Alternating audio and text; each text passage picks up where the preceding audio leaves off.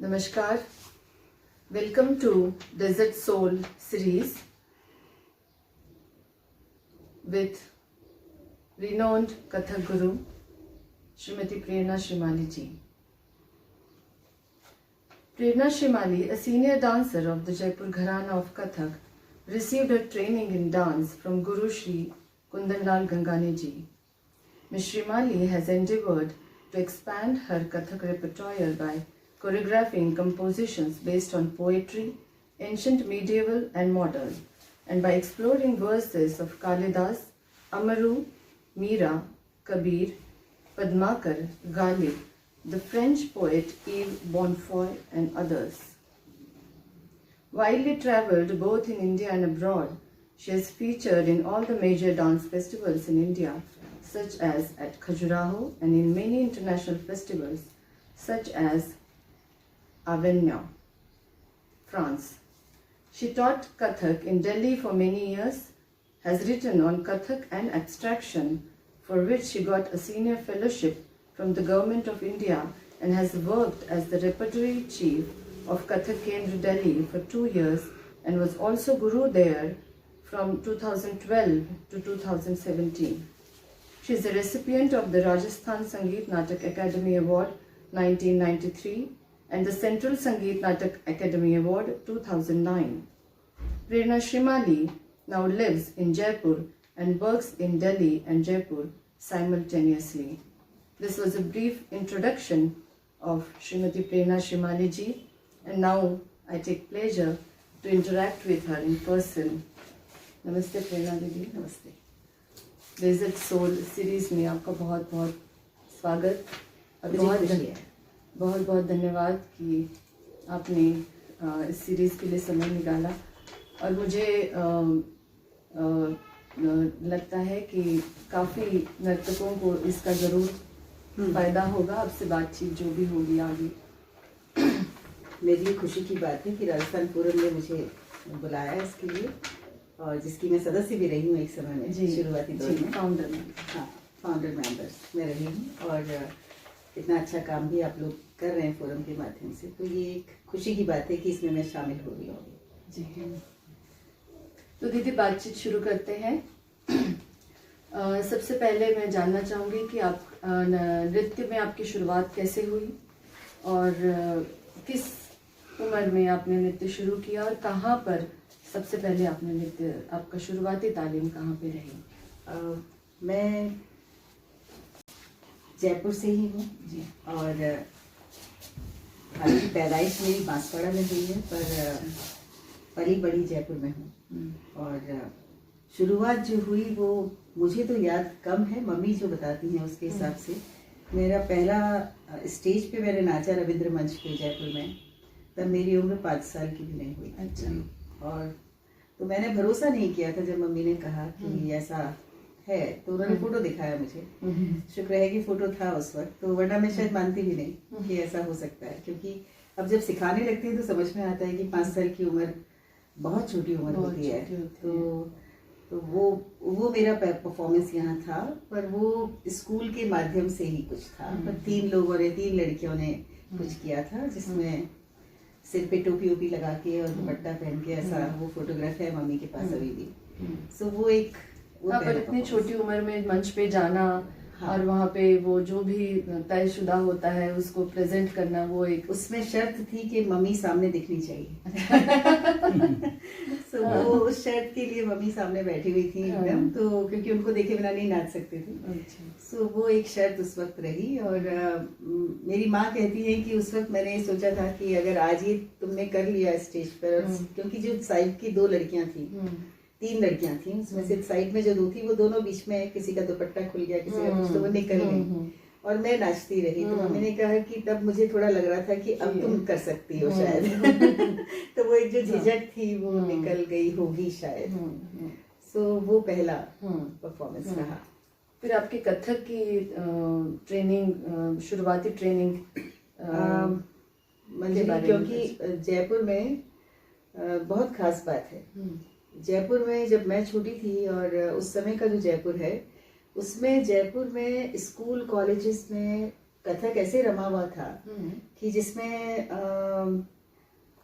अगर कोई भी बच्ची डांस करती है, जानती है, तो उसे कथक का ताते ही तक तो आता ही है। तो स्कूल में इस तरह से घुला मिला था। तो आप स्कूल में अगर नृत्य करते हैं और फिर आप राजस्थानी फोक भी करते हैं, तो लोक नृत्य भी कर रहे हैं और कथक भी कर रहे हैं, तो उसमें कहीं फाक नहीं थी, मतलब बिल्कुल डिवीजन ऐसा नहीं था। तो वो एक बहुत सुंदर बात जयपुर में रही है हमेशा से। तो मैंने स्कूल में ही शायद जब कर रहे थे, स्कूल में पढ़ रहे थे, तभी से डांस किया। और स्कूल में जो भी टीचर रहे उनसे करते रहे, सीखते रहे। कभी कभी स्कूल की हेडमिस्ट्रेस भी सिखा देती थी, ऐसा भी होता था। तो मतलब इतने लेवल पे कथक रचा बसा बिल्कुल हुआ रचा बसा हुआ था जयपुर में। और आज भी अगर देखो तो है मतलब आप यहाँ पे पोस्टर्स अब आते हैं कि आप गर्मियों में वर्कशॉप या कैंप्स बहुत होते थे, यहाँ समर कैंप्स बहुत होते थे। यहाँ बड़ी लंबी परंपरा समर कैंप्स की थी, ग्रीष्मकालीन शिविर। और मुझे बहुत थोड़ी सी समझ आने के बाद से मुझे याद ही नहीं है कि मैंने छुट्टियों में, सब लोग ननिहाल गए हैं पर मैं नहीं जाती थी। जयपुर में कैंप्स अटेंड करते थे, वो 40 दिन के कैंप होते थे। तो अब लगता है कि वो एक बहुत अच्छा नंबर है, 40 नंबर, 40 दिन। इसलिए कि अगर तुम्हें भी शायद मालूम हो कि चिल्ला खींचते हैं, है ना, तो वो चिल्ला 40 दिन का होता है जी, है ना, कि 40 दिन अगर आपने काम कर लिया लगातार, तो फिर कुछ चीज आपके पकड़ में आ जाएगी। तो वो 40 दिन का शिविर होता था। तो शिविर के अंदर तो वो मैंने हर साल, मतलब ये एक रेगुलर चीज थी। तो स्कूल में ही चलता रहा और मतलब कॉलेज में आया तब तक चल रहा था। अच्छा। बीच में पर छोड़ दिया। मैंने लगभग 7 साल तक डांस नहीं किया, बिल्कुल। अच्छा, एकदम छोड़ दिया। अच्छा, इसलिए कि मेरा इंटरेस्ट खत्म हो गया। अच्छा। और मेरे ख्याल से मैंने 7th 8th के बाद से क्लास और नहीं की क्योंकि वैसे करते रहते थे। यहाँ पे एक धरती धुरारी करके पूरा एक ग्रुप होता था, तो उसमें हम लोग नृत्य करते थे। कौशल अंकल का, हाँ, कौशल भार्गव जी। सो बहुत ट्रेवल किया, राजस्थान में भी और विदेश भी गए उसके साथ। एक तो विदेश गए तो दिमाग खराब हो गया क्योंकि छोटी उम्र में विदेश चले गए। तो छोटी उम्र में विदेश चले गए, 15 साल की उम्र में विदेश चले गए। तो लगा कि अब तो अल्टीमेट हो गया, अब क्या रह गया, तो सब पा लिया आपने। इतनी ही समझ थी उस वक्त। तो और वापस आके फिर कॉलेज में आ गए। तो फिर वो डांस मतलब बिल्कुल बड़ी कैजुअल चीज हो गया, कहना चाहिए। तो इस तरह ये चलता रहा। बीच में सारा छोड़ दिया, 6-7 साल का बिल्कुल एक लंबा समय। अच्छा। और गुरुजी से सीखना शुरू किया, कुंदनलाल जी गुरुजी से।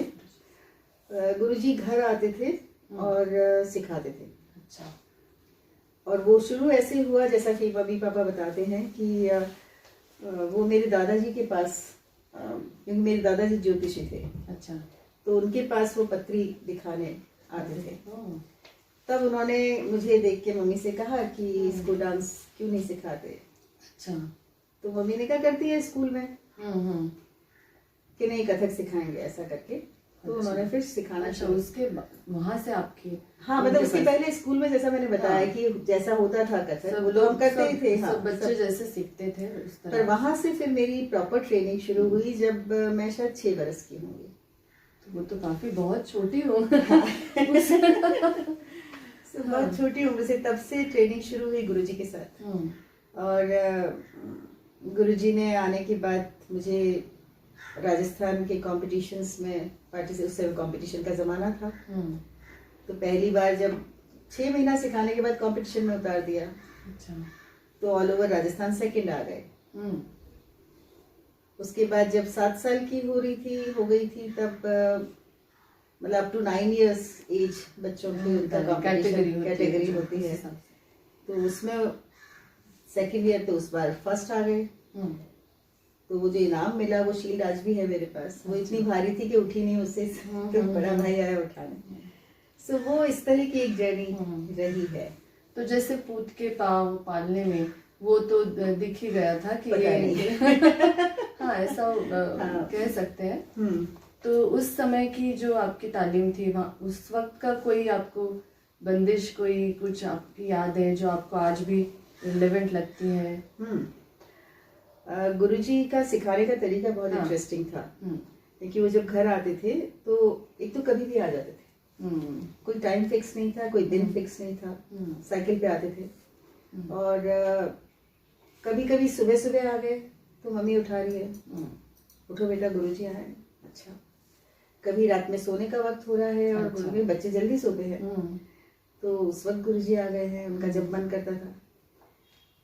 तो वो बंदिशें अच्छा याद करवाते थे, मतलब लिखने विखने का तो कोई सीन ही नहीं था उस समय, तो याद करवाते थे। और वो आपको याद हृदय पूरा मतलब एकदम हो जानी चाहिए मनस्थ एकदम, उसके बाद ही। तो जैसे एक बोल जो बचपन से मैंने किया है वो संगीत का तोड़ा, तावथुम गता गता गतथुम गता गदेगा तथुम गता गनारे दिखई नारे दिखई दिखथोरी दिखई दिखराम तथई तथई तथई तथई तथई दिखराम तथई तथई तथई तथई दिखराम तथई तथई तथई तथई तथई तावथुम गता चक्करदार। तो दीदी यहाँ पे मैं पूछना चाहूंगी कि इसको संगीत का टुकड़ा क्यों कहते हैं, इसकी कोई देखो इसका चलन कैसे जा रहा है, तावथुम गता गता गतथुम गता गदेगा, तो एक मीर जैसा जा रहा है, एक संगीत के जैसे आप एक सुर से दूसरे सुर पे जा रहे हैं, तावथुम गता गता गतथुम गता गदेगा तथुम गता गनारे दिखते। इसको बोला भी ऐसे ही जाता है, जैसे स्वरावली होती है, हाँ कुछ उस तरह से जैसे मीर होता है, जैसे मीर भी होता है, गमक भी होता है। और तो स्वर में जैसे आप, मैंने संगीत पढ़ा है तो कई बार होता है कि बीच में इतने सुर को सा से लेके आपको पंचम पे जाना है, पर बीच में सुर को छूते हुए जा रहा है ना, तो वो ऐसे करके कर्व लगता है उस पे, तो वो तो उसका अंग भी वैसे ही बनता था। तो वो इसलिए मेरे ख्याल से क्योंकि इसका चलन इस तरह आरोह अवरोह की तरह जा रहा है, इस वजह से इसे संगीत का तोड़ा कहा गया। ठीक है। तो आगे बढ़ते हुए जैसा कि आपने कहा अभी कि आपका लंबा एक गैप हो गया था, तो फिर नृत्य की तरफ आपका कैसे मुड़ना हुआ, और फिर ये नृत्य इतना महत्वपूर्ण कैसे हो गया आपके जीवन में, वो समय, उसके बारे में कुछ बताइए। जब मैंने छोड़ दिया, और मतलब इस हद तक छोड़ दिया था कि मैं घर से डांस क्लास के लिए जाती थी और मैं डांस क्लास में नहीं जाती। अच्छा। और वो फिर मम्मी बाद में पता करती थी, तो पता लगा लड़की आ ही नहीं रही है, वो तो साइकिल चला के चली जाती है वापस। तो ये सब बदमाशियाँ की हैं। सो फिर इंटरेस्ट जब खत्म हुआ तो उसके बाद जो जयपुर में गिरधारी जी सर है, जिन्हें सब अब गिरधारी महाराज कहते हैं, सर से हम लोग सर कहते थे, गिरधारी जी सर, तो उन्होंने बहुत एक लंबे अरसे के बाद उन्होंने एक समर कैंप लगाया। अच्छा। और उन्होंने घर पे आए वो, और पापा मम्मी से कहा कि इसको आप कल मैं पूजा कर रहा हूँ, भेज देना। सो मैं तो सुना ही कर रही थी, क्योंकि मेरा कोई इंटरेस्ट था ही नहीं। सो सर कहकर चले गए, तो मम्मी ने दूसरे दिन, क्योंकि छुट्टियां थी, तो मम्मी ने कहा कि जाओ तुम, वो गिरधारी जी सर ने कहा है कि पूजा है तो चली जाओ। मैंने कहा क्या करना है, रहने दीजिए। तो अरे अब कल भी कर भी क्या रही हो, खाली बैठी, चली जाओ। तो मुझे भेज दिया, मैं गई तो घुंघरू लेना मुझे याद ही नहीं रहा। मम्मी का घुंघरू, मैंने कहा पता नहीं कहाँ है, इंटरेस्ट इतना खत्म हो गया था कि मैंने कहा पता नहीं घुंघरू कहाँ है, ये कहीं से निकाले घुंघरू। और तो मतलब घुंघरू छूना भी नहीं था, ऐसा हो गया था। सो वो फिर सर के वहाँ पूजा में पहुंचे, तो सब सारे नए चेहरे थे, मैं तो डांस उसमें थी ही नहीं। तो जैसे कि आपको पता है कि वो घुंघरू रखते हैं पूजा में, तो उस तरह से पूजा शुरू हुई। सबने घुंघरू बांधे, मैंने तो नहीं बांधे। तो फिर ये लोग सब डांस करते रहे, और तो मैं थोड़ी देर में उठ के और मैंने सर से प्रणाम किया, मैंने कहा मैं चलती हूँ सर, तो कल भी आ जाना। मैंने कहा देखती हूँ सर, नहीं आ जाना, ऐसा। तो मैं कम से कम, वो हर दिन मुझे कहते रहे, और मैं भी, क्योंकि छुट्टियां थी तो मैं जाती रही। और अब मैं एनालाइज करती हूँ तो शायद वो कहीं ना कहीं एक अंदर रहा होगा जो दब गया था। तो करीब 4-5 दिन के बाद में मैंने अचानक वहां देखा कि जो मेरे से छोटी छोटी लड़कियां, जैसे बच्चों में एक होता है ना कि अरे ये मैं तो इससे अच्छा करती थी, या मैं इससे ज्यादा तेज करती थी, ये जैसा पैर चल रहा है इससे ज्यादा अच्छा पैर मेरा चलता था। तो वो देख के, और अचानक मैंने सर से पूछा, मैंने कहा सर घुंघरू बांधो, उन्होंने कहा बांध ले। उन्होंने बड़ा कैजुअली कह दिया, वापस शुरू हो गया। तो ऐसे शुरू हुआ फिर से, और फिर सर से मैंने 1.5-2 साल सीखा, और उसके बाद उसी दौरान राजस्थान संगीत नाटक एकेडमी ने एक स्कॉलरशिप निकाली और कहा इसके लिए इंटरव्यूज होंगे, इंटरव्यूज नहीं सॉरी कंपटीशन होगा, और उसमें जो फर्स्ट होगा उसको मिलेगा। और उस कंपटीशन में हम 3 ही लोग अपीयर हुए। अच्छा, तो उन्होंने स्कॉलरशिप 3 कर दी, और तीनों को ही स्कॉलरशिप दे दिया। और उसमें मैंने इसलिए भरा था क्योंकि उसमें लिखा था कि अगर आप को मिलेगी स्कॉलरशिप तो सिखाने के लिए दिल्ली से गुरु कुंदनलाल गंगानी आएंगे। अच्छा, तो मैं गुरुजी के आकर्षण में मैंने भरी थी वो स्कॉलरशिप, और तो गुरुजी आए भी। 1-2 महीना गुरुजी ने, मतलब वो महीने में 1 बार आते थे, और उसके बाद गुरुजी के बड़े बेटे किशन भैया वो लेते थे क्लास। तो वो पर गुरुजी से वो नहीं चला, गुरुजी ने कहा मैं नहीं आ सकता इतना, और सडनली उन्होंने बीच में छोड़ दिया। उन्होंने छोड़ दिया, हम तो बॉन्ड भर चुके थे, तो हमें तो कंटिन्यू करना था। सो फिर से एक इंटरेस्ट लूज होने की बात हो गई, क्योंकि वो तो गुरुजी की वजह से भरा था, क्योंकि गुरुजी से बहुत अटैचमेंट था। और क्योंकि एक तरह से कथक का इंटरेस्ट ही गुरुजी से पैदा हुआ कि कथक क्या है, और दूसरा कुछ मतलब एक ऐसा कभी कभी आपका मन मिल जाता है, तो उस तरह की बात हुई। सो मैं बहुत कंफर्टेबल थी गुरुजी के साथ। सो और गुरु के नाम पे वही दिखते थे, कोई और दिखता ही नहीं था कि गुरु में। तो फिर उसके बाद गुरुजी ने जब मना किया तो एकेडमी ने फिर बॉम्बे से गुरु गौरीशंकर जी को बुलाया। अच्छा, तो गौरीशंकर जी तो गुरुजी से भी बड़े थे, और बहुत प्रसिद्ध गुरु थे, जिन्होंने पाकीज़ा के गाने वगैरह भी किए, सारे कोरियोग्राफीज कोरियोग्राफीज की है। तो गुरुजी आए, और फिर उनसे मैंने 1 साल जो मेरी स्कॉलरशिप थी वो मैंने पूरी की उनके पास, और वही मुझे लेके फिर दिल्ली गए। अच्छा, दिल्ली में 1978 में एक सेमिनार हुआ। उस सेमिनार में गुरुजी का पेपर था। अच्छा, तो उसके कुंदनलाल जी गुरुजी नहीं, गौरीशंकर जी। गुरुजी तो कुंदनलाल जी गुरुजी तो वहाँ थे ऑलरेडी, दिल्ली थे, वो दिल्ली चले गए थे, वो दिल्ली में सिखाने लग गए थे, तभी तो दिल्ली से आते थे सिखाने। गौरीशंकर जी गुरुजी का पेपर था, और वो अपने प्रेजेंटेशन के लिए मुझे और एक और यहाँ पे डांसर होती थी मधु, तो हम दोनों को लेके गए थे। वहाँ गुरुजी से फिर से मुलाकात हो गई, और पापा साथ में जाते थे क्योंकि हम छोटे थे इसलिए। तो उन्होंने पापा से फिर कहा कि इसको आप दिल्ली ले आइए, अब इनका भी पढ़ाई कर रही है, उसके बाद देखते हैं। ये पढ़ाई पहले जरूरी थी, और ये विकल्प नहीं था कि पढ़ाई या डांस, पढ़ाई और डांस ऐसा वाला था। हाँ, सो तो फिर उसके बाद फिर मैंने अपना ग्रेजुएशन किया, और फिर मैं दिल्ली गई। अच्छा, ग्रेजुएशन कंप्लीट करने के बाद हाँ, ग्रेजुएशन के बाद मैं दिल्ली गई, और मैं दिल्ली कथक केंद्र में में मेरा एडमिशन हुआ विद स्कॉलरशिप। ओके, वहाँ पे शुरू हुआ फिर। तो दिल्ली जाने के बाद आपके अनुभव कुछ आप कुंदनलाल जी गुरुजी के पास तो सीख ही रही थी वहाँ पर, लेकिन उसके अलावा कोई इन्फ्लुएंसेस, क्योंकि दिल्ली काफी कथक नर्तकों का गढ़ सा उस समय था, अभी भी माना जाता है। तो कोई ऐसे इन्फ्लुएंसेस जिसको हम लोग मानस गुरु कहते हैं, ऐसे कुछ आप मानती हैं कुछ? Honestly speaking no. अच्छा, क्योंकि मुझ पे गुरुजी का बहुत ज़्यादा असर था, और मैं सीखने ही गुरुजी से गई थी। वहाँ जाके देखने को बहुत मिला, और कथक केंद्र ऐसी जगह थी जहाँ सभी बड़े गुरु आते थे, दुनिया जहान के नाम आप ले रहे हैं वो सभी आते थे। तो इसलिए वो बिल्कुल एक ऐसे समुद्र जिसे कहना चाहिए। सो वो समुद्र जिस तरह की चीज़ है, अब उसमें आप क्या करेंगे? तो आपको कई बार ये कॉन्शियसनेस हो जाती थी कि आप कर भी पाएंगे या नहीं। सो तो वो हुआ वहाँ पर। मैं प्रभावित यूं किसी बात से नहीं हुई। अलबत्ता कुछ लोगों को देख के ऐसा लगता था कि ये लोग तो बहुत सुंदर नाचते हैं, शायद हम तो कभी नहीं नाच पाएंगे, क्योंकि स्टेज प्रेजेंटेशन और अब तक तो घर में सीख रहे थे, और कभी ये इसलिए हमने नहीं सीखा कि प्रोग्राम करना है या परफॉर्मेंस करना। अच्छा, ये कोई ऐसा कुछ भी तालीम में नहीं होता था। कभी भी नहीं था कि भाई परफॉर्मेंस करने के लिए डांस सीख रहे हैं, ऐसा नहीं था। डांस करना है तो डांस सीख रहे हैं, ऐसा।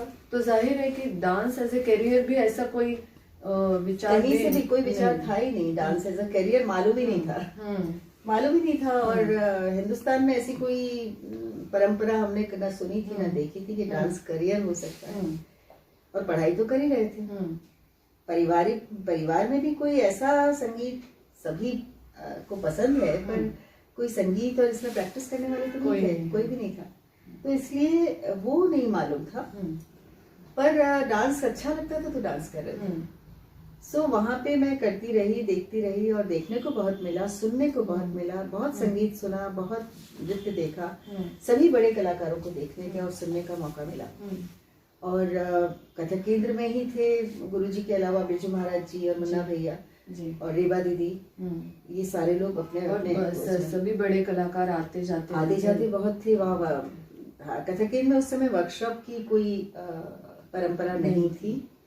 केवल मेरे 5 साल में 2 वर्कशॉप्स हुए। एक 10 दिन का हुआ मोहनराव जी कल्याण प्रकाश जी का, और एक 3 दिन का हुआ कार्तिक राम जी का। अच्छा, बस बाकी वर्कशॉप की परंपरा कथक केंद्र में कभी भी नहीं थी। तो हमारे जो एग्जामिनर्स थे वो ऐसे थे कि आपको एग्जाम में भी सीखने को मिलता था। सो जैसे मोहनराव जी आते थे, डॉक्टर एस के सक्सेना आते थे, और हमारे 3 गुरु यहाँ वाले तो हैं ही, और एक विक्रम सिंह जी मास्टर साहब होते थे जो लखनऊ से आते थे, और इसके अलावा केशव कोठारी जी जो डायरेक्टर थे। तो ये गैलेक्सी ऑफ गुरुज होती ही थी। तो 5 साल तक यही लोग एग्जाम लेते रहे। तो इन लोगों ने हमारी ग्रोथ देखी, जिसे कहना चाहिए।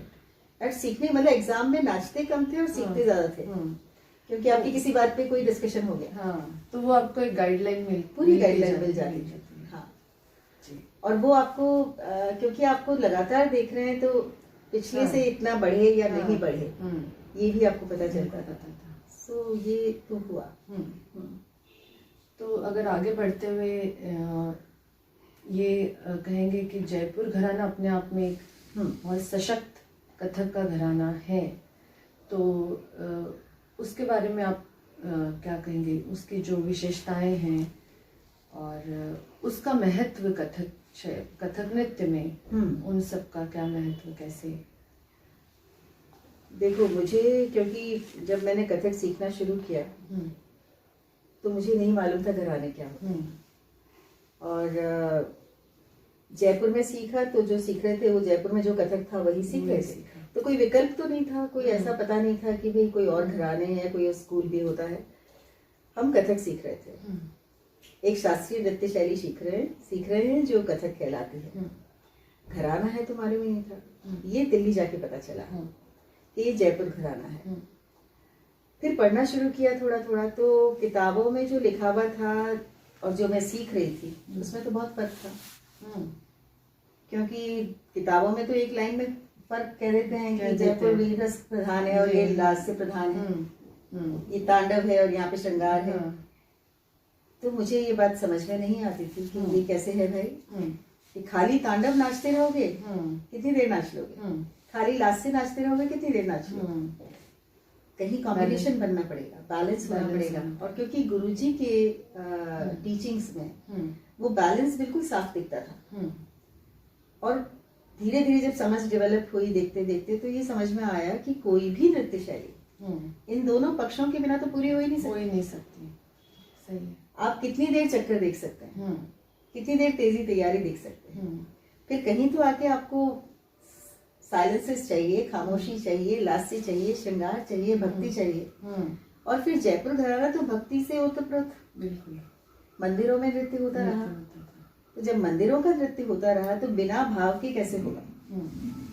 आप मंदिर में चाहे आप कितने ही नास्तिक हैं, आप जब नाचेंगे तो कोई एक भाव तो आ ही जाएगा आपके अंदर। इसलिए ये तो पॉसिबल ही नहीं है कि आप जैसे कह देते हैं कि भाई आपके नृत्य में भाव नहीं होता है और नृत्य में भाव होता है। मुझे ये भी ठीक नहीं लगता है। सही है। सो रही बात जयपुर घराने की, तो जयपुर घराना जो मुझे समझ में आता है एक बड़ा संपूर्ण घराना है, क्योंकि उसकी शैली में आपको कथक नृत्य का हर पक्ष मिलता है। आपको नृत्य बहुत सुदृढ़ है, पैर का काम बहुत ही सुदृढ़ है, लयकारी है। लयकारी है। फिर आपके बोलों की जो गठन है, बोलों के जो जिस तरह के बनते हैं, संयोजन है बोलों का, वो अपने आप में इतना कॉम्प्लेक्स है। और लमछड़ बोल नाचते हैं, बड़े बोल नाचते हैं। जब आप तैयारी करते हैं, तिहाइयाँ नाचते हैं, तो आप गिनती की तिहाई नहीं नाचते हैं, आप बोलों की तिहाइयाँ नाचते हैं, जो कि बहुत इम्पोर्टेंट बात है। क्योंकि उसके लिए पूरा रियाज अच्छा होना चाहिए। पखावज का अंग ज्यादा नाचते हैं। उसके बाद आपके पास कवित तो खासियत है, गणेश परन तो खासियत है। गत निकास इतनी तरह के आपके हैं, गत भाव है, ठाठ का एक विलंबित का इतना विस्तार है। और सबसे बड़ी बात है जो लय का बरतना है, कि जो जयपुर घराने में लय बढ़ती जाती है, विलंबित में जो विस्तार किया जाता है, वो किसी और घराने में है ही नहीं।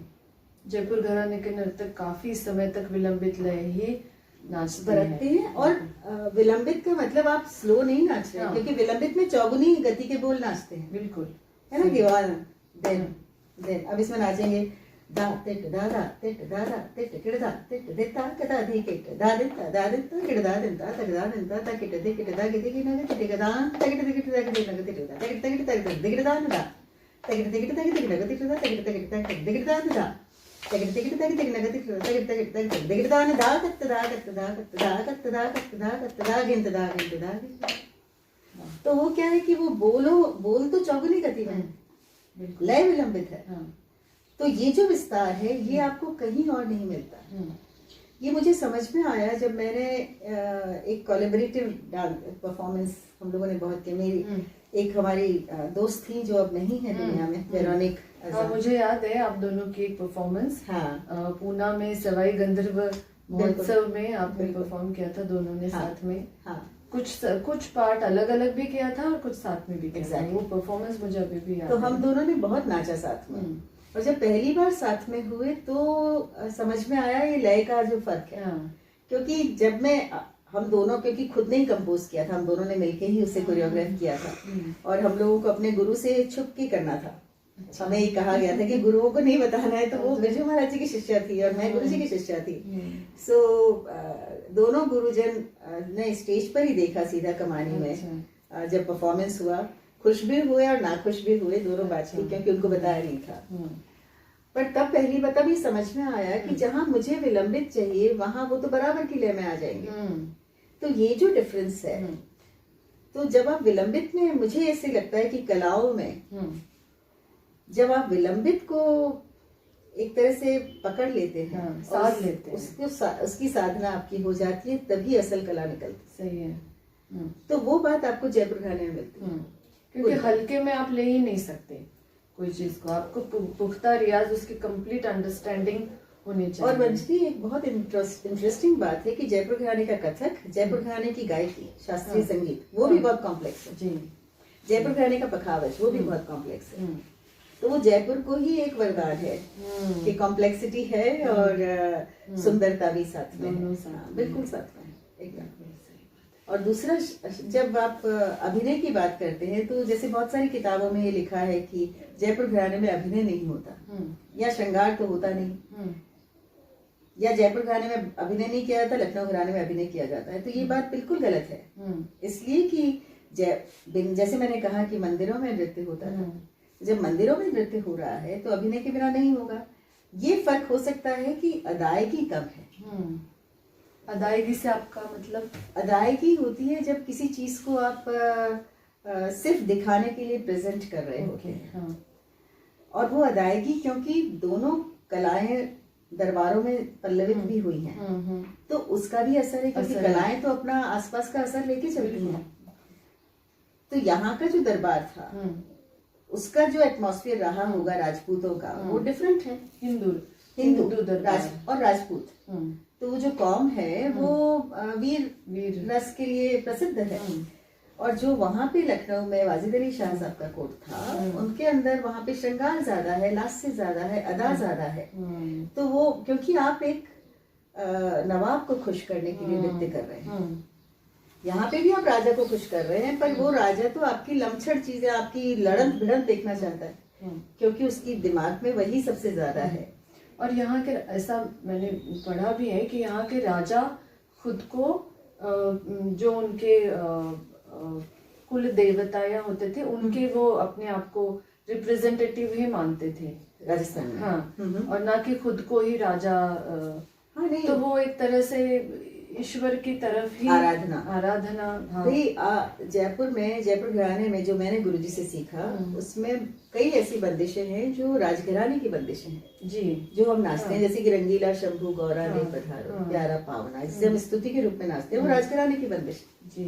तो ऐसी कई बंदिशें हैं जो राजघराने से सीधी रिलेटेड हैं और वो कथक नृत्य में है। तो ये इसलिए जयपुर घराना अपने आप में एक बड़ा संपूर्णता लिए हुए है, जिसमें आपको नृत्य उतना ही मिलता है, अभिनय मिलता है, आपको कवित्व मिलते हैं, आपको ठाठ मिलता है, गद्भाव मिलता है, गद्विकास मिलता है, गणेश परने मिलती हैं और इतने सुगठित बोल मिलते हैं।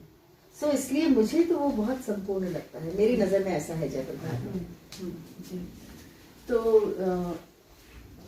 कथक आपने हर जगह कार्यक्रम अपनी प्रस्तुतियां दी हैं। कोई ऐसी प्रस्तुति देश विदेश में हर ही मंच पे शायद आपने प्रस्तुति दी है आज तक, तो इसमें से कोई प्रस्तुति ऐसी जो आपको विशेष तौर पे याद रही है और आपको मतलब जैसे आपके दिल के करीब हो, और क्यों? एक प्रस्तुति तो यहीं की है, अच्छा, मतलब हिंदुस्तान की। वो प्रस्तुति है ओंकारेश्वर, मध्य प्रदेश में एक जगह है।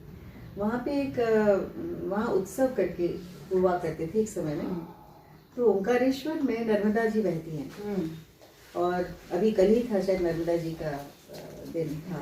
तो नर्मदा जी बहती हैं और मतलब कितनी ऐसी संस्कृति है हमारी कि नदी के नाम के आगे जी लगाते हैं, नर्मदा कोई नहीं कहता, सब नर्मदा जी कहते हैं, है ना।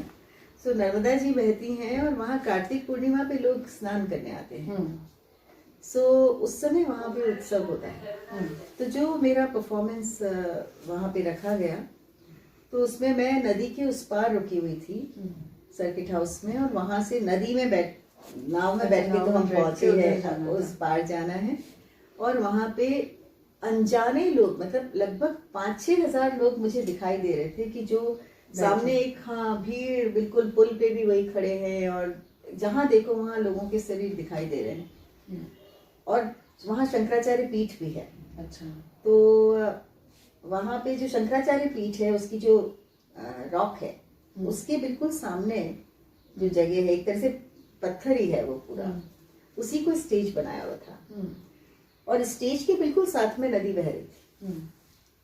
तो वहाँ पे सामवेद से उन्होंने शुरू किया परफॉर्मेंस। अच्छा। और सामवेद के बाद में उन्होंने जितनी महिलाएं जो आमंत्रित थी उनको बुलाया और उनको आमंत्रित किया कि आप दीपदान नदी में करें। उन्होंने दीपदान किया नदी में। और उसके बाद में सामवेद के बाद में पखावज वादन, और उसके बाद फिर मेरा परफॉर्मेंस था। और मैं बहुत नर्वस थी क्योंकि मुझे लगा कि ये इन सारे लोगों तक कैसे पहुंचूंगी। और 1-1.25 घंटा नाचना था। पर तब कई बार आपका ये विश्वास दृढ़ होता जाता है कि कलाओं के लिए भाषा की जरूरत नहीं, क्योंकि कलाएं जो हैं वो अपने आप में भाषा है, अभिव्यक्ति है। तो इसलिए वो मैंने कहा कि मैं मन में दृढ़ निश्चय करके गई। मैंने कहा आज जो भी होगा, चाहे पत्थर मारे लोग, चाहे मुझे कूट करे, पर मैं स्टेज से नहीं हटूंगी। और मैंने अपना कार्यक्रम शुरू किया और इतना खूबसूरत लग रहा था कि वो सारे, मतलब बिल्कुल पगड़ी वगड़ी पहने हुए लोग ऐसे करके सामने आपके बैठे हुए हैं स्टेज पे नीचे। तो आपको नहीं समझ में आ रहा है कि ये आपकी भाषा समझ भी पा रहे हैं या नहीं पा रहे हैं, और आप उनके लिए क्या नाचें, क्योंकि कथक में सुविधा है कि आप स्पॉन्टेनियस उपज है ना, तो उसी वक्त आप चेंज भी कर सकते हैं। तो वो और वहाँ पहाड़ पे उन्होंने आंकड़े जलवाए। तो इधर तो पहाड़ पे सारी ज्योति थी, नदी में दीप जल रहे थे और सामने इतना बड़ा हुजूम, और कार्तिक पूर्णिमा तो चंद्रमा भी होगा ही। तो ये सब मिला के इतना खूबसूरत, मतलब एक दैविक कहते हैं ना, वो एक आनंद, उस कार्यक्रम को मैं कभी भूलती नहीं। इसके अलावा जैसे जो प्रोग्राम बाहर भी किए, उसमें 1-2 प्रोग्राम्स हैं जिसमें ये भ्रम टूटा कि वाकई आपको ना तो एक्सप्लेन करने की जरूरत होती है और ना आपको जरूरी है कि आप जिस भाषा में बात कर रहे हैं उसमें दूसरा भी बात करे, फिर भी आपकी बात कम्युनिकेट हो पाती है। सो वो जो आविन्य फेस्टिवल जो था, इंटरनेशनल डांस फेस्टिवल, उसमें भी मैंने जब रजा साहब की पेंटिंग्स और अशोक वाजपेयी जी की कविता के साथ काम किया, रीचिंग फॉर ईच अदर, वो बड़ा मेमोरेबल है मेरे लिए, क्योंकि मैंने पहली बार किसी आधुनिक और वो भी इतने महान चित्रकार के और इतने बड़े कवि के साथ में काम, और मैं सबसे कमतर जो था वो मैं ही थी। सो और स्टेज पे मैं ही दिखने वाली थी, तो वो बहुत चैलेंजिंग था। और वो बहुत इंटरेस्टिंग बात है कि कल रजा साहब का 100वां जन्मदिन शुरू हो रहा है। अच्छा, 22 फरवरी। सो वो उस कार्यक्रम में जो 90 मिनट्स का है, वो 90 मिनट का, जिसमें कॉन्सेप्ट उसका ऐसे था कि 3 कलाएं हैं और तीनों कलाएं बिना एक दूसरे को इंटरफेयर किए साथ में चलें, एक दूसरे से प्रभावित होती दिखें, पर ऐसा ना लगे कि डांस पेंटिंग के लिए हो रहा है या पेंटिंग पोएट्री के लिए हो रही है या पोएट्री डांस के लिए हो रही है, पर तीनों साथ चल सकती हैं क्या। तो अपना एक खिंचाव बना हुआ है। उसमें एक पीस मैंने किया था जिसे मैं वसुधैव कुटुंबकम की बात थी, उसमें कॉन्सेप्ट मेरा। फ्रांस में अनाउंसमेंट की परंपरा नहीं है। अच्छा। पर आप थोड़ा बहुत लिख के आप एक्सप्लेनेशन पहले से बांट देते हैं तो लोग देख लेते हैं उसको। सो अनाउंसमेंट नहीं होते, बस बेल बजती है और प्रोग्राम शुरू हो जाता है। तो मेरे कार्यक्रम के बाद मेरे 4 शोज थे वहाँ लगातार। उसके बाद वो जो आई, एक महिला आई फ्रेंच, वो अंग्रेजी बोलती थी, उन्होंने मुझे आके कहा कि मैंने उस पीस में जो किया वो उन्हें कितना सारा समझ में आया। She just explained everything. अच्छा। क्योंकि मैंने उसमें इवोल्यूशन ऑफ मैन दिखाया था, तो वो इवोल्यूशन ऑफ मैन जो है वो उनको मेरे बिना कहे समझ में आ रहा था। वो मेरे लिए बहुत ही मतलब गदगद होने की बात थी। मतलब मुझे रोमांच होता है अभी भी याद करके कि उन्होंने आके जब मेरे से कहा कि ये मुझे समझ में आया। So it was very fascinating. और एक और प्रोग्राम किया था इराक में। अच्छा। जब सद्दाम हुसैन हुआ करते थे और मतलब 50 डिग्री टेम्परेचर, मतलब पूरी पार्श्वभूमि ऐसी है, उस पे नृत्य की बात हो रही है। हाँ जी, बिल्कुल। और क्योंकि मेरे हिस्से आ गया था वो, इसलिए कि 50 साल जब हमारी स्वतंत्रता के हुए तो ICCR के माध्यम से अलग अलग जगहों पे कलाकारों को भेजा गया था। तो मेरे हिस्से में इराक आया था। तो इराक में जॉर्डन से इराक बगदाद में पहुंची हूँ 17 घंटे by road, desert, 50 degree temperature, कि ये उंगली आप बाहर निकालते हो तो आपको पता लगता है कि जल तो नहीं जाएगी। इतनी गर्मी। तो एनीवे उसमें प्रोग्राम हुआ। तो जो एम्बेसडर थे मिस्टर दयाकर, उनके साथ हमेशा पहले बाहर हम जाते थे तो इस तरह की कन्वर्सेशंस होते थे। तो उन्होंने मेरे से कहा कि आप क्या करने जा रही हैं। सो ऐसी बात हो रही थी। तो उन्होंने कहा कि देखिए मैडम, सारे जो डिप्लोमेट्स और सारी जो कम्युनिटी देखने आ रही है, they are all strong Islamic. अच्छा। इन्फ्लुएंस तो है ही। तो मैं शिव स्तुति, नटराज स्तुति से शुरू कर रही थी और 45 मिनट्स करना था। तो उन्होंने कहा कि आप देख लें एक बार। मैंने कहा मिस्टर दयाकर, मुझे आप शुरू करने दीजिए, क्योंकि कथक में ये सुविधा है, जैसा मैंने अभी कहा, कि आप उसी वक्त माइक पे आके चेंज कर देंगे, बिकॉज माइक हमारे सामने, हम कुछ भी बोल के कुछ भी चेंज कर लेंगे। पर let me start the way I wanted to. उन्होंने कहा देखिए रिस्क है। मैंने कहा कोई बात नहीं, ये रिस्क उठा लेते हैं। अगर कहीं थोड़ा अनरेस्ट दिखेगा तो उसी वक्त रोक देंगे। मैंने म्यूजिशियंस को भी ये बात कर ली। मैंने कहा भाई देखो, ऐसा कुछ अगर लगेगा तो हम तो चेंज कर सकते हैं। तो ठीक है। मैंने पूरा परफॉर्मेंस मेरा हो गया। I got standing ovation there. अच्छा। हाँ। और उसके बाद मैं जब बाहर निकली तो वहाँ का जो नेशनल टीवी था, उसकी कैमरा पर्सन मुझे रिकॉर्ड कर रही थी। उसने आके एकदम से मेरे से पूछा, मैं कॉस्ट्यूम पहने हुई थी, पसीना वसीना हो गया था। उसने कहा have you been to Babylonia? अच्छा। मैंने कहा जी कल जाने वाली हूँ, बिकॉज बेबीलोनिया की सभ्यता तो देखनी थी वहां जाने से। तो उन्होंने कहा you know your Nataraja was very much like one of the icons of Babylonia. अच्छा। तो मैंने इंसिडेंट एम्बेसडर को सुनाया। मैंने कहा देखिए हम किस नजर से देख रहे थे और लोगों की देखने की दृष्टि क्या है। हमने सोचा था कि उनको तो नटराज में वो आइकॉन नजर आए जो बेबीलोनिया में थे, हो सकते थे। तो हम कलाओं को बहुत सतही तौर पे न देखें तो बेहतर है, बिल्कुल, क्योंकि वो उससे बहुत ऊपर की बात है जी। और विशेषकर हमारे भारतीय संगीत, गायन, वादन, नृत्य कुछ ना कुछ उससे एक स्पिरिचुअल बिल्कुल है बिल्कुल है एकदम है। तो और आपको लगता है कि नृत्य में इसको इस स्पिरिचुअल एलिमेंट को बरकरार रखना और वो लोगों तक पहुंचे, ये चीज ये गायन वादन से अलग या कुछ मुश्किल है? क्योंकि नृत्य की जो भाषा है वो देह भाषा है, इसलिए देखो मुझे ये लगता है कि नृत्य में ये मुश्किल सबसे ज्यादा है, पर अगर ये संभव हो जाता है तो नृत्य में ही संभव है। अच्छा, इसलिए संभव है क्योंकि जब आप अभ्यास करते हैं तो वो अभ्यास साधना है आपकी। बिल्कुल, आप उस अभ्यास से, उस प्रैक्टिस से, उस रियाज से अपने आप को उस स्तर तक ले आते हैं कि आप मंच पे आके अपने आप को अकेला कर लें, कि सारी म्यूजिक, सारे ऑडियंस आपको दिखाई दे रही है पर नहीं दिखाई दे रही है, आपको कुछ नहीं सुनाई देता, सिर्फ म्यूजिक सुनाई देता है। ये कोई आसान बात नहीं है, ये मुश्किल काम है। तो ये स्तर आपको रियाज से ही आता है। तो आप जितना अपने आप को रियाज में दोहराते हैं उतनी उपज निकलती है। सही है। तो वो जो उपज का अंग है, वो उपज अंग लाने के लिए आपको 1000 बार अपने आप को दोहराना पड़ता है।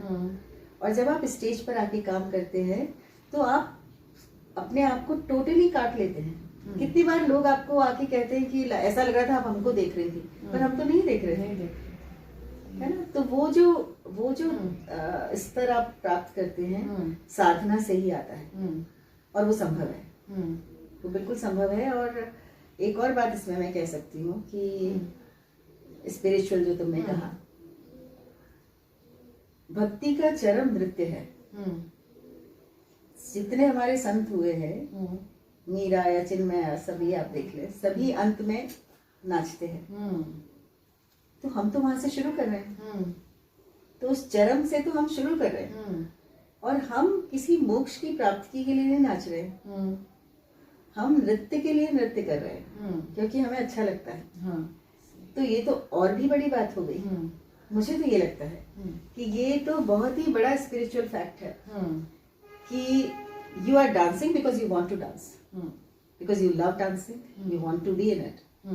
आपको डांस इसलिए नहीं करना है कि आपको मोक्ष चाहिए या किसी के को खुश करना है या क्या करना है। और वो लंबे समय तक इस तरह से हो भी नहीं सकता है, वो सिर्फ इसी बात से ही हो सकता है लंबे समय तक, जिस तरह से आप कर रही हैं इतना समय तक, या जो भी नर्तक करता है, तो वो इसी फैक्टर से ही सिर्फ वो लंबे समय तक, मुझे लगता है, चल सकता है। बिल्कुल सही कह रही हूँ, क्योंकि वरना क्या होगा कि आपका जो आपकी बड़ी क्लोज सीमा आ जाएगी कि भाई ये टारगेट आपने प्राप्त कर लिया, बस खत्म, आगे क्या।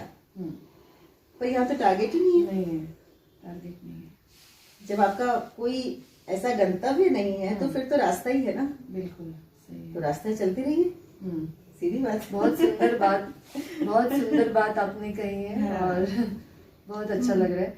तो अब आगे जो आपने कथक नृत्य के परिवेश में उसके स्टाइल को रखते हुए जो कवियों के पोएट्री को लेकर जो आपने काम किया, जैसे कालिदास से लेकर ईव बॉनफॉय फ्रेंच पोएट तक, तो उसके बारे में थोड़ा सा मैं चाहती हूँ कि कोई एक कवि को लेकर अगर आप नेक्स्ट जनरेशन्स के लिए अगर आप ये बता सके कि किन बातों का ध्यान रखना चाहिए कविता के लिए उस साहित्य को पूरा जस्टिस भी हो और वो जो बात है वो नृत्य में भी आए। वैसे तो ये वर्कशॉप की चीज है क्योंकि कई सारे, नहीं मैं इसलिए पूछ रही हूँ क्योंकि बहुत सारा काम अभी हम देख रहे हैं, बहुत कुछ लोग कर रहे हैं, तो मैं चाहती हूँ कि देखो कुछ गाइडलाइन, मैं 2-3 बातें बताती हूँ कि जब आप साहित्य को लेकर काम करते हैं तो पहली बात तो आपका इंटरेस्ट साहित्य में होना चाहिए, क्योंकि तभी आप ऐसा चुनाव कर पाएंगे साहित्य में से कि जो, क्योंकि चुनाव सबसे इम्पोर्टेंट है। हर कविता या हर साहित्यिक कृति जो है वो नृत्य के लिए नहीं है। पहली बात, ये हमारे गुरुजी भी कहते हैं, ये पहली बात है कि हर साहित्यिक कृति बहुत उत्कृष्ट होगी, पर आपका नृत्य भी तो उत्कृष्ट है। तो पहली बात तो जो भी आप दूसरे कलाओं से के साथ में काम करते हैं, तो आपका वो काम दोनों कलाओं को मिला के और ऊंचा ले जाने की तरफ होना चाहिए। तो आपको साहित्य में इंटरेस्ट होना चाहिए, तो आप ऐसा चुनाव कर पाएंगे। दूसरी बात, जो आप कविता चुन रहे हैं या जो भी साहित्य की पंक्तियां भी चुन रहे हैं, उसमें आपको ये देखना पड़ेगा कि क्या इसमें हमारा नृत्य के लिए हमारी जगह कहाँ बन रही है। क्योंकि अगर आप एक्शन सॉन्ग करना चाहते हैं, शाब्दिक अभिनय हो जाएगा। एक्शन सॉन्ग होता है ना, हमारा झंडा ऊंचा रहे हमारा, तो वो अगर करना है तो कोई भी कविता ले लीजिए, कोई भी शब्द ले लीजिए, क्योंकि आपको शब्द को ट्रांसलेट करना है। फूल कहा तो फूल कह दिया, नैन कहा तो नैन कह दिया, हाँ, खुशबू कहा तो खुशबू दिखा दिया। सो ये नहीं है। उसके अलावा आपका नृत्य उस भाषा में क्या ऐड कर सकता है, क्योंकि कविता अपने आप में एक बहुत उत्कृष्ट कृति होती। मेरे हिसाब से कविता अल्टीमेट एक्सप्रेशन है। मतलब मैं तो बचपन से कवि होना चाहती थी, पर हो ही नहीं। तो कविता जो है वो, क्योंकि आप देखिए कभी भी जब आप किसी कला की बहुत तारीफ करना चाहते हैं, तो उसे अल्टीमेटली अगर बहुत सुंदर लगा है, वेरी पोएटिक रेंडिशन, पोएटिक कहते हैं, काव्यात्मक। तो वो जो कविता है वो बहुत इम्पोर्टेंट है। तो कविता को आपके डांस से क्या कुछ मिल सकता है, ये देखना जरूरी है। और ना तो आपके डांस को नीचे स्तर पे आना चाहिए, ना कविता का स्तर नीचे आना चाहिए। क्योंकि अगर आप शब्दशः कर रहे हैं तो फिर क्यों कर रहे हैं? शब्द ने तो कह ही दिया है, शब्द ने वैसे ही बात कह दी है। अब उसमें आप क्या कर रहे हैं? आप तो ट्रांसलेट कर रहे हैं। आप उस शब्द को क्या और कोई अर्थ दे सकते हैं, ये समझ में आना चाहिए। इसलिए आपको कविता ऐसी छांटनी चाहिए जिसमें कम शब्द हो, कम शब्द हो, और उन शब्दों के बीच में जगह हो जहां आप नृत्य को रखें, कि आपका डांस वहां रह सके। ऐसी जगह आपको तलाश करनी पड़ेगी कविता के लिए, क्योंकि कविता ऐसे भी मिल जाती है। बिल्कुल, वो एक नजर आपकी धीरे धीरे पैदा होती है कि फिर आप अचानक खोलते हैं और आपको वही नजर आती है। सो इसलिए कविताएं आप अट्रैक्ट तो बहुत हो जाते हैं कि बहुत अच्छी कवि है, आप सोचते हैं कबीर ले लेते हैं, पर आप कबीर ले लेंगे तो आपको फिलोसफी समझ में आना चाहिए, सूफियाना थॉट समझ में आना चाहिए। ये अभी इतना सूफी कथक होता रहता है, पर ये गलत है, टर्म ही गलत है, ये शब्द ही गलत है। क्योंकि सूफियाना जो है वो अमूर्तन है, तो वो अमूर्तन जो है, उस अमूर्तन को आपका नृत्य तो अपने आप में अमूर्तन है। और वैसे ही सूफियाना तो हम है ही, वैसे ही वैसे ही हैं, वैसे ही है। तो उसको आप और सूफी कथक कह के क्या कर रहे हैं? तो वो अपने आप में ही गलत है जी। सो इसलिए ये कविता के लिए आपको हर हालत में साहित्य का प्रेम, साहित्य में आपका इंटरेस्ट, और शब्दों के अर्थ आपके नृत्य में और ज्यादा निकल सके, ऐसी जगह तलाशनी है कविता में, तो ही आपको कविता पकड़नी चाहिए जी। नहीं तो फिर आप जो ठुमरियां कर रहे हैं करते रहिए, ज्यादा अच्छा है। पर ठुमरियां तो जो बनी हुई है कथक की ठुमरियां बहुत सुंदर है, पर वो कथक के लिए बनी हुई है। पर जब आप कविता भी काम करते हैं तो ये सारी चीजों का ध्यान रखना जरूरी। और फिर उसका संगीत कैसा बन रहा है, क्योंकि आप जब आप कथक में जो अभिनय करते हैं उसमें आपका हिंदुस्तानी शास्त्रीय संगीत के सारे प्रकार आते हैं, चाहे वो ख्याल अंग है या ध्रुपद अंग है या तराना है या भजन है या ठुमरी है, तो आपको किस अंग में बनवाना है। ज्यादातर मैं देखती हूँ कि जो लोग काम करते हैं वो कविता को गीत की तरह बना लेते हैं, तो क्यों वो ठुमरी अंग नहीं हो सकता है? क्या वो ख्याल अंग हो सकता है? हाँ, क्या एक ऐसी कोई बंदिश बन सकती है तो ये मतलब ये भी ध्यान रखने की, संगीत की तरफ ध्यान देने की भी बहुत जरूरत है, जो हम लोग कथक में बहुत कम देते हैं, बहुत कम। बदनाम है कथक वाले इसके लिए कि भाई संगीत की तरफ ध्यान नहीं देते। आप किस सुर में बज रहा है नगमा, और एक नगमे के बाद दूसरे कौन से राग में नगमा आ रहा है, इसकी तरफ आपका ध्यान ही नहीं है। सो ये भी एक इम्पोर्टेंट बात है क्योंकि इन सब चीजों से ही एक वो जो आपका अगर कार्यक्रम भी है तो वो एक चरम बिल्कुल तक पहुंचेगा। भाई कार्यक्रम का ग्राफ ऊपर जाना चाहिए, ऊपर जाएगा। क्योंकि अगर आप एक ही कहते हैं ना कि जब आप कार्डियोग्राम करवाते हैं हाँ। तो वो अगर सीधी लाइन आएगी तो आदमी मर जाता है। ओके। हार्ट बीट्स खत्म हो जाती है, हार्ट बीट्स खत्म हो जाती हैं। तो इसलिए ये उतार चढ़ाव जो है, और तो इसलिए एक तो ये उतार चढ़ाव जरूरी है, और डांस में ये जरूरी है कि वो ग्राफ आपका ऊपर की तरफ जाए, वो एक ही जगह मेंटेन ना रहे, वो चरम तक पहुंचना चाहिए। हर कार्यक्रम का अपना चरम है, होना चाहिए। हाँ, बिल्कुल। प्रेरणा दीदी, आप जयपुर घराने की महिला नर्तक है, तो महिला नर्तक होने के नाते और गैर घरानेदार होने के नाते सारे काफी कुछ संघर्ष जरूर रहा होगा। हाँ। तो कुछ उसके बारे में देखो भाई, संघर्ष तो नृत्य करने में अभी भी है, और जब मैंने शुरू किया था तब तो वो बहुत ही अनहोनी बात थी। बच्चा अपनी खुशी से नृत्य कर रहा है, वो तो बहुत अच्छी बात है, और सारे घर वाले भी बहुत प्रसन्नता से उसको देखते हैं, है ना। पर वो नृत्य ही करना चाहे और फिर नृत्य में ही आगे बढ़ लेना चाहे, तो फिर ये सुनने को मिलता है, भाई कब तक नचाते रहोगे, है ना। या आप डांस तो करते हैं, पर वैसे क्या करती हैं, वो जो वैसे आप क्या करती हैं, इसका बहुत ज्यादा सामना किया मैंने, और मेरे से ज्यादा मेरे माँ पिता ने किया। बिल्कुल। क्योंकि हम राजस्थान में ही हैं, राजस्थान के ही हैं, ब्राह्मण परिवार है, बहुत ऑर्थोडॉक्स हैं, सारा कुछ है, सब मतलब करेला और नीम चढ़ा है, और उस पे हम डांस कर रहे हैं।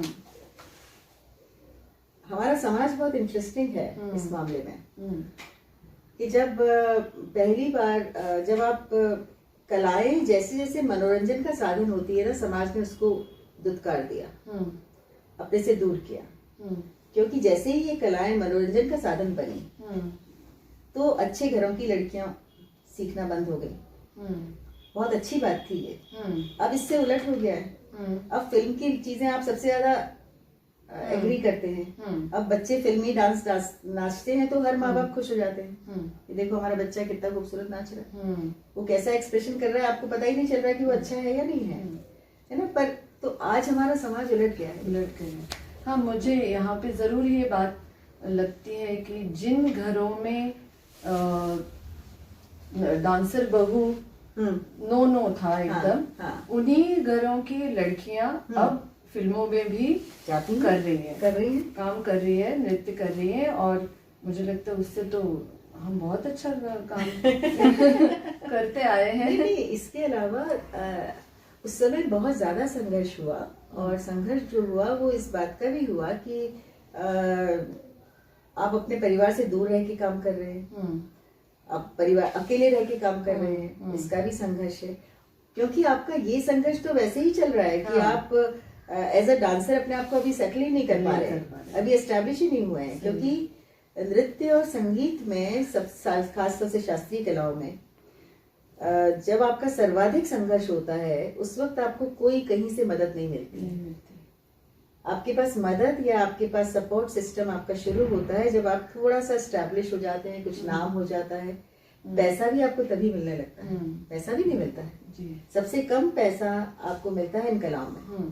सही है, सबसे कम पैसा, और सबसे ज्यादा मेहनत लगती है ना। तो अभी भी आप देखिए तो सरकारों के पास में, सरकार ने कभी इस सेक्टर की बात ही नहीं की शास्त्रीय कलाओं में, कि शास्त्रीय कलाकार क्या करेंगे, उनके लिए कोई बात ही नहीं करता। हमारे पास, हमारे भी तो ऐसे कलाकार हैं जो रोजमर्रा की जिंदगी जीते हैं, जिन्हें रोजमर्रा का पैसा चाहिए, रोजमर्रा के प्रोग्राम के बाद वो जीते हैं, पर उसके लिए कोई काम नहीं कर रहा, उसके लिए सेक्टर बोल ही नहीं रहा, कहीं से कोई आवाज ही नहीं आ रही। तो ये जो बात है, इसलिए समाज में एक इतनी जबरदस्त हिच रही है कि डांस को एज अ करियर। और दूसरी बात ये है मंजरी कि करियर बनाने के लिए आपके पास में कोई गाइडलाइन नहीं है हिंदुस्तान में, नहीं है। इस फील्ड में, इस फील्ड के लिए। कोई भी आप अगर इंजीनियर और एमबीए कर रहे हैं या डॉक्टर बन रहे हैं तो साफ पता है कि भाई 12 साल ये पढ़िए, फिर ये पढ़िए, फिर ये पढ़िए, 5 फिगर सैलरी मिल जाएगी। यहाँ तो ऐसा नहीं कुछ है, नहीं। ऐसा कुछ भी नहीं है। मतलब मैंने ऐसे दिन भी बिताए हैं जब मैं फोन की डायरेक्टरी लेकर मैं देखती थी किस नाम देखती थी, किन से बात करके पूछूं कि डांसर कैसे बनूं, क्योंकि मैं डांसर बनना चाहती थी। तो इसकी गाइडलाइन नहीं थी कहीं पे भी। तो वो जबरदस्त संघर्ष था। पहली बार परिवार तब जाके सपोर्ट करने लगा। परिवार मतलब नॉट मेरी इमीडिएट फैमिली, वो नहीं होती तो मैं कर ही नहीं सकती। मेरे भाई दोनों और मेरे माँ पिता अगर सपोर्ट नहीं करते तो वो कभी हो ही नहीं सकता था। एक्सटेंडेड फैमिली, मेरी एक्सटेंडेड फैमिली, जब मुझे राजस्थान संगीत नाटक अकेडमी अवार्ड मिला इन 1993, तब सारे लोग आके और खड़े होने लगा कि ये तो कुछ चमत्कार जैसा हो गया कि घर में एक हमारी बच्ची को स्टेट अवार्ड मिल गया। तो वो एक बड़ी बात हुई और तब से फिर सबने धीरे धीरे इसे एक्सेप्ट करना शुरू किया कि हाँ ये शायद वर्थवाइल है, शायद इसमें कुछ किया जा सकता है। क्योंकि अब समझ में ऐसा आता है कि समाज का डर भी अपना डर तो है ही, वो ठीक ही है अपनी जगह कि भाई आखिर आप क्या करेंगे, आपको कल प्रोग्राम मिलता है नहीं मिलता है, यू नेवर नो। तो आप कैसे कह सकते हैं कि कलाकार का अपना जाति बिल्कुल संघर्ष ही है कि वो अपने कला के लिए कला, इस बात पे वो चलता है। मैं अपने स्टूडेंट्स को बिल्कुल पहले मौके पे कहती हूँ जब वो इस स्तर पे आते हैं कि उन्हें प्रोफेशनल बनने की इच्छा है, तो भाई देख लो यहाँ पे जमीन ये है, पैसा नहीं है, रहने का नहीं है। मुझे रहने के लिए कितनी संघर्ष करने पड़े हैं, क्योंकि आपको नीचे का मकान चाहिए, है ना, आप किसी के सिर पे नहीं नाच सकते। ग्राउंड फ्लोर आपको चाहिए। आपको अगर आप नौकरी नहीं करते हैं या आप कोई ऐसा आपकी रेगुलर इनकम नहीं है तो आपको तो लोन भी नहीं मिलता है ना, अगर आप कुछ करना चाहें तो वो जो संघर्ष है वो भी तो रोजमर्रा के संघर्ष है। इस मुकाबले पहली बारी जिंदगी अच्छी थी कि जब गुरु के घर रह के सीखिए तो खाना तो गुरु ही खिलाएगा खाना गुरु खिलाएगा, रहने का भी गुरु के पास है, जगह का भी। आपको सिर्फ मेहनत करनी है, एक ऑनेस्टी, एक डिवोशन चाहिए गुरु के प्रति, वो आप रखिए। अब तो आपको रोजमर्रा का संघर्ष है, आपको अपना रहने का भी चाहिए, खाने का भी चाहिए, कपड़े भी चाहिए, रोज के मोबाइल फोन भी चाहिए, सब कुछ चाहिए आपको। तो वो ये संघर्ष बल्कि बढ़ा है पहले से, पर अच्छी बात ये हुई कि समाज ने इसको स्वीकारा है पहले से ज्यादा। और इसके लिए शायद टीवी के रियलिटी शोज बहुत जिम्मेदार हैं। अच्छा, जिन्होंने इसको जन जन तक पहुंचा दिया। तो कम से कम डांस के लिए जो एक हिचकिचाहट होती थी, आज आप किसी से भी कहीं कोई खड़ा होकर कहीं पे भी नाच लेता है, पहले ऐसा नहीं था। वो निकल, हाँ, पहले ऐसा नहीं था, अब ऐसा है, वो हिच निकल गई नाच के लिए। तो अब ये कोई कहने में हिचकिचाता नहीं है कि हम डांस करते हैं, वो आप डांस करते हैं, एक्सप्रेशन ही बदल गया है ना, टोटली एक्सप्रेशन बदल गया, एकदम बदल गया। तो ये एक अच्छा कहना चाहिए पॉजिटिव एस्पेक्ट चेंज है समाज में। प्रेरणा दीदी, इतने वर्ष साधनारत कथक में रहते हुए आज आप क्या कहेंगे कि नृत्य आपके लिए क्या है? जीवन है बिल्कुल जीवन है। और मैंने जैसे कहा ना, नृत्य, मैं तो नृत्य कर, अगर कहना चाहिए कि शौक से शुरू हुआ, आदत बन गया और नशा हो गया, है ना, ऐसा हुआ। तो वो एडिक्शन है डांस जो है वो। और प्रोग्राम के लिए तो नाचते नहीं है।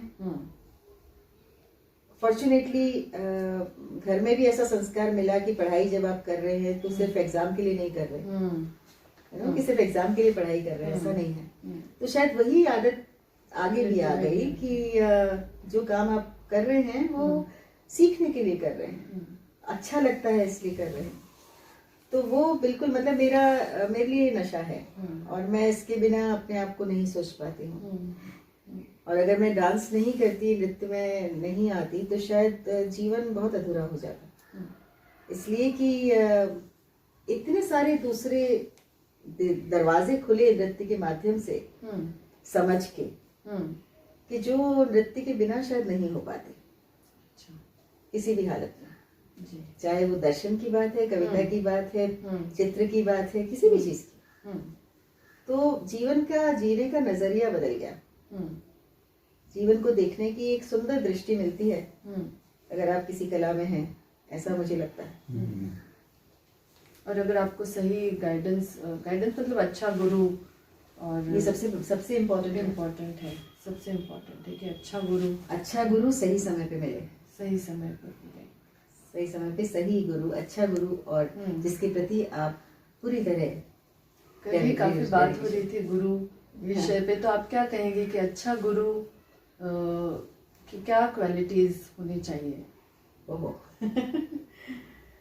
भाई मेरा ऐसा मानना है कि जो दो तरह के लोग होते हैं। एक होते हैं जो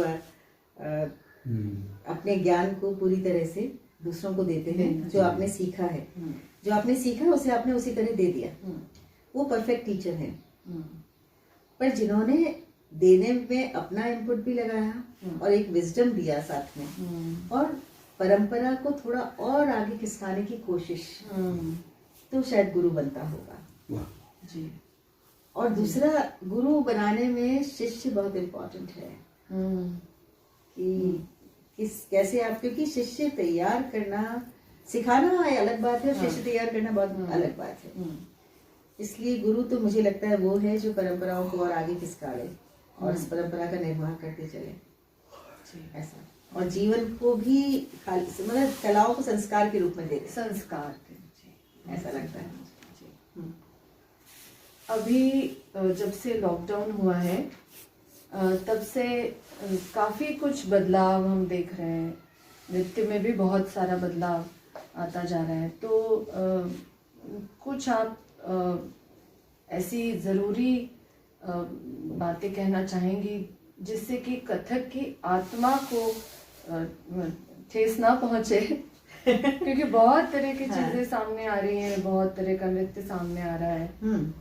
तो टेक्निकली भी भाई मुझे ऐसा लगता है कि इस कोरोना काल में जो हुआ है वो सबसे ये सुखद बात है कि बहुत सारे लोगों ने अपने आप को जीवित रखा है इस माध्यम से, जो डिजिटल माध्यम हमारे सामने आया, और कम से कम वो किसी और मानसिक परेशानी में नहीं गए, क्योंकि कलाओं के साथ, ये बहुत कलाकारों के साथ संभव है कि आप अगर घर में बंद हैं तो क्या करें।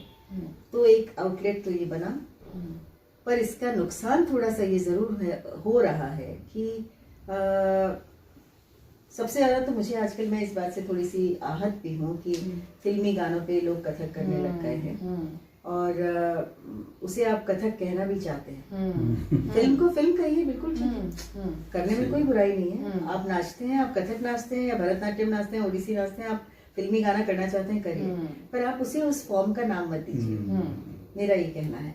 क्योंकि कुछ भी करिए तो शास्त्रीय कलाओं की एक अपनी व्याकरण है, एक अपनी सीमा है, चाहे वो ओपन एंडेड है, चाहे वो खुली हुई है, उसमें आप परंपराएं तो रोकती नहीं कुछ करने से, वो तो आपको जगह देती हैं। तो फिर परंपराएं आपको जगह दे रही हैं, पर उसको आप मिसयूज नहीं कर सकते, है ना। उसके बावजूद एक सीमा तो है जिसमें आपको रहना है। कथक के बेसिक तो रहने पड़ेंगे, और आप फिल्मी गानों को करते हुए और उसी किसी तरह से फिल्मी अंदाज में करते हुए जब आप, वो ये भूल जाते हैं कि एक फिल्मी गाना लाखों रुपए में बनता है। वो जो आपको दिखाई देता है ना, वो फिनिश्ड प्रोडक्ट दिखता है, जो फर्स्ट हैंड नहीं है। हम स्टेज की तरह जो करते हैं कि हमारे पास दूसरा चांस, रीटेक का चांस नहीं है। वो जो रीटेक का चांस, वहां पे तो पूरा एडिटिंग टेबल पे बनता है गाना, तो आपको परफेक्ट दिखाई देता है। फिर जब आप उसको नकल करते हैं तो वो बहुत ही भौंडी सी नकल हो जाती है। मुझे लगता है वो नहीं होना चाहिए। और लोग बहुत ज्यादा इम्पेशेंट हो गए हैं, अधैर्य कहते हैं ना कि, और वो सोचते हैं कि हमें दिखना है, आउट ऑफ साइट ना हो जाए, ऐसा। और इसीलिए वो सब इतना हमको दिखाई दे रहा है। पर लोग ये ना भूलें कि कथक की जो अपनी एक आत्मा है, जो कथक का अपना सबक है, जो अपनी आत्मा है, अपनी भाषा है, अगर आप उससे बिखर गए तो वापस आना बड़ा मुश्किल हो जाएगा, जो अभी दिखाई दे रहा है थोड़ा थोड़ा। क्योंकि जैसे चेंजेस आते रहते हैं परंपरा में भी, पर उन चेंजेस के साथ भी आपको एक रास्ता तो वही तय रखना चाहिए कि ऐसा नहीं कि बिल्कुल ही भटक के कुछ और ही हो रहा है कथक। अभी देखो क्या है कि अगर आज हमारे गुरुजी आ जाएं तो वो कहेंगे कि कैसा कथक हो रहा है। हो सकता है, हो सकता है, क्योंकि कथक में भी तो बदलाव हुआ है। तो कथक में बदलाव हुआ है, बदलाव तो परंपराओं का जरूरी अनिवार्य अंग है कि नहीं तो वो सड़ जाएंगी। परंपराएं जीवित ही तब रहती हैं जब आप उनमें बदलाव होता चलता है, बहती नदी की तरह।